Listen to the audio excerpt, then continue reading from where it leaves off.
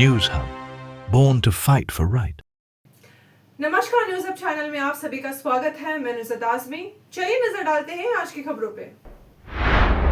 Sunita Williams अंतरिक्ष से सुरक्षित वापस आ गई हैं। पूरी दुनिया उनके हिम्मत, सब्र और इरादे को सराह रही है। एस्ट्रोनॉट सुनीता विलियम्स ने 9 महीने स्पेस में अकेले गुजारे, जब एक टेक्निकल माल फंक्शन की वजह से उनकी वापसी अस्पष्ट हो गई थी। इस तन्हाई और अनिश्चितता के बीच उन्होंने हिम्मत नहीं हारी। हर दिन अपनी रिसर्च पर ध्यान दिया और उम्मीद बनाई रखी। दुनिया उनकी सेफ रिटर्न का इंतजार कर रही थी और फिर एक दिन वो आ ही गया। स्पेसक्राफ्ट ने धरती की तरफ रुख किया, धड़कन तेज हो गई और आखिरकार सुनीता सेफली वापस आ गई। ये जीत थी उनकी सब्र, हिम्मत और पक्के इरादे की। महाराष्ट्र के नगर निगम चुनाव अक्टूबर के बाद होने का आसार। महाराष्ट्र में विलंबित नगर निगम चुनाव अब अक्टूबर में होने की संभावना है। सुप्रीम कोर्ट 4 मई को मुंबई म्युनिसिपल इलेक्शन पर सुनवाई करेगा, लेकिन चुनाव की तैयारी में 100 दिन लगेंगे। महाविकास आघाड़ी द्वारा की गई वार्ड रचना महायुति सरकार ने रद्द की, जिसके बाद कोर्ट में ये मामला गया। ओबीसी आरक्षण को लेकर भी अब तक फैसला नहीं आया है। चुनाव आयोग को वार्ड निर्धारण सूची की समीक्षा, आरोप दोष सुनवाई और आरक्षण जारी करने में समय लगेगा। इस वजह से बारिश से पहले नगर निगम चुनाव संभव नहीं लग रहा है और अक्टूबर के बाद होने की उम्मीद है। नागपुर हिंसा, जिसमें अब तक 7 लोग गिरफ्तार हो चुके हैं और 1200 लोगों के खिलाफ एफआईआर दर्ज की गई है। जानते हैं इस हिंसा के मास्टरमाइंड फहीम खान के बारे में। नागपुर में औरंगजेब की कब्र हटाने के विवाद के बाद भड़की हिंसा के मास्टरमाइंड फहीम खान को बताया जा रहा है। पुलिस के मुताबिक फहीम खान ने लोगों को भड़काकर हिंसा करवाई। गणेश पीठ पुलिस स्टेशन में इस संबंध में दूसरी शिकायत दर्ज की गई है। फहीम खान, जो माइनॉरिटी डेमोक्रेटिक पार्टी का नगर अध्यक्ष है, उसने पुलिस स्टेशन तक मार्च निकालने का काम किया। भीड़ ने पत्थर, कुल्हाड़ी और डंडा लेकर इलाके में अफरा तफरी मचाई। हिंसा के दौरान महिला पुलिस अधिकारियों पर भी हमला हुआ। अंधेरे का फायदा उठाकर एक महिला पुलिस ऑफिसर बलात्कार करने की भी कोशिश की गई। अब तक 60 लोग गिरफ्तार हो चुके हैं और 1200 के खिलाफ केस दर्ज है। चीफ मिनिस्टर देवेंद्र फडणवीस ने कठोर कार्रवाई का आश्वासन दिया है और इसे साजिश बताया।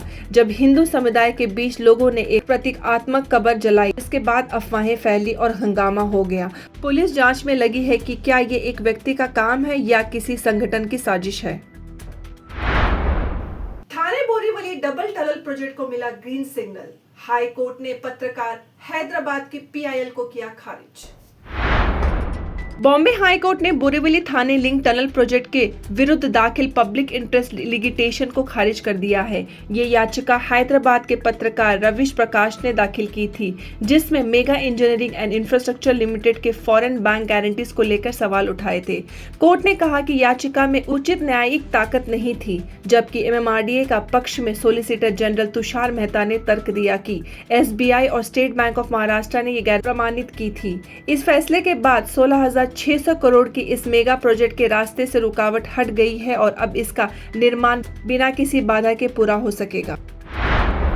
महाराष्ट्र में बढ़ते तनाव पे औरंगजेब के मकबरे को घोषित किया गया नो ड्रोन जोन। महाराष्ट्र के छत्रपति संभाजी नगर में स्थित औरंगजेब के मकबरे को नो ड्रोन जोन घोषित कर दिया गया है। ये फैसला उन डिमांड्स के बीच आया है जो मकबरा हटाने की मांग कर रहे हैं। सोशल मीडिया पर भी इस मुद्दे पर भड़काने वाले पोस्ट डिलीट किए जा रहे हैं। अब तक 500 से ज्यादा पोस्ट हटाए जा चुके हैं। लॉ एंड ऑर्डर बनाए रखने के लिए पुलिस और एसआरपीएफ तैनात की गई है। जिला प्रशासन ने लोगों से अफवाहों पर विश्वास न करने और किसी भी इंफॉर्मेशन के लिए पुलिस से संपर्क करने की अपील की है। थाने कोस्टल रोड पर हुआ बवाल। बीजेपी ने deputy chief minister Eknath Shinde पर लगाए भ्रष्टाचार के आरोप। आंचल गोयल बनी मुंबई की नई कलेक्टर। 2014 बैच के आईएएस ऑफिसर आंचल गोयल को मुंबई सिटी का नया कलेक्टर नियुक्त किया गया है। पहले ये पद संजय यादव के ट्रांसफर के बाद खाली था। गोयल इससे पहले नागपुर में एडिशनल कमिश्नर थी और उन्होंने सीईओ, रत्नागिरी जिला परिषद और मुंबई फिल्म सिटी की जॉइंट एमडी के तौर पर भी काम किया है। मुंबई सिटी की कलेक्टर बनने वाली वो कई महिला आईएएस ऑफिसर जैसे शर्वरी गोखले, वल्सा नायर सिंह, अश्विनी जोशी और IA कुंदन के सफर को आगे बढ़ा रही हैं। नवी मुंबई की उड़न फैक्ट्री में लगी भयानक आग, जिसे इंडियन नेवी ने सफलता से कंट्रोल किया। नवी मुंबई के उरन एरिया में एक प्राइवेट फैक्ट्री में भयानक आग लग गई। लोकल अथॉरिटीज के रिक्वेस्ट पर इंडियन नेवी ने तुरंत एक्शन लेते हुए नवल स्टेशन करंजी से फायर टेंडर्स और फायर फाइटिंग टीम्स भेजी। सिविलियन एजेंसीज के साथ मिलकर आग को कंट्रोल किया गया। इंडियन नेवी ने एम्बुलेंस और मेडिकल टीम भी तैनात की, जिससे घायलों को तुरंत मदद मिल सके। नेवी के इस तेजी से किए गए ऑपरेशन ने डिजास्टर मैनेजमेंट सक्षमता और पब्लिक सर्विस कमिटमेंट को एक बार फिर साबित कर दिया। मेरठ में पत्नी ने प्रेमी के साथ किया पति का कत्ल और उसके बॉडी पार्ट्स छुपाए सीमेंट टैंक में।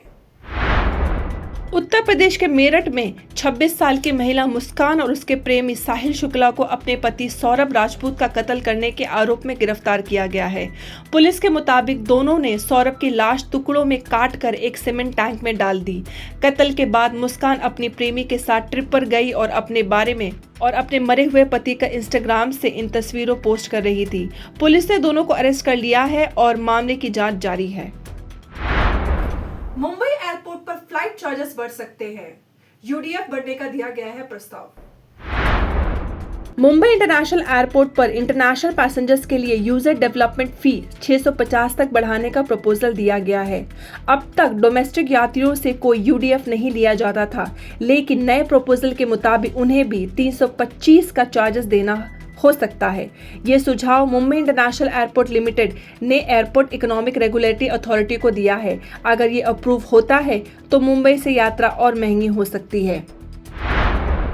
बिल गेट्स आ गए हैं इंडिया और उन्होंने किया पार्लियामेंट का दौरा, मिले जेपी नड्डा से और अश्विनी वैष्णव से।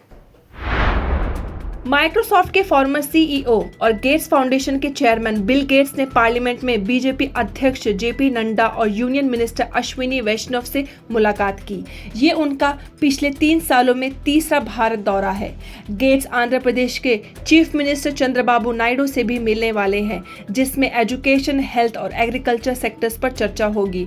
उनका कहना है कि भारत में बड़े चैलेंजेस के साथ और भी बड़े एम्बिशियस है। इसके अलावा उन्होंने प्रधानमंत्री नरेंद्र मोदी और एग्रीकल्चर मिनिस्टर शिवराज सिंह चौहान से भी एआई पावर्ड हेल्थ केयर और एग्रीकल्चर इनोवेशंस पर बात की। पुणे में एक भयानक हादसे में एक मिनी बस में 4 लोग जिंदा जले और 10 लोग हुए घायल। पुणे के हिंजेवाड़ी आईटी पार्क में एक मिनी बस में आग लगने से 4 लोगों की मौत हो गई, जबकि 10 लोग जख्मी हो गए। ये हादसा सुबह 7:30 बजे व्योमा ग्राफिक कंपनी के कर्मचारियों को ले जा रही बस में हुआ। पुलिस के मुताबिक ड्राइवर सीट के पास आग लगने पर ड्राइवर बस से कूद गया। इस वजह से बस डिवाइडर से टकरा गई। 8 लोग बच निकलने में सफल रहे, लेकिन 4 लोग आग में फंस गए। इंजर्ड लोगों को रूबी हॉल क्लिनिक में इलाज चल रहा है, जिसमें 2 की हालत गंभीर है। आईटी एम्प्लॉयज यूनियन ने डिमांड किया है कि स्टाफ ट्रांसपोर्ट व्हीकल की सेफ्टी ऑडिट हो और इमरजेंसी प्रोटोकॉल्स को मजबूत किया जाए।